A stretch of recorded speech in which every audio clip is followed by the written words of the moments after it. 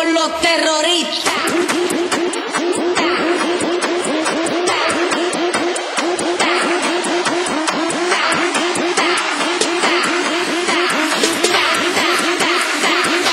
They do the Harlem Shake.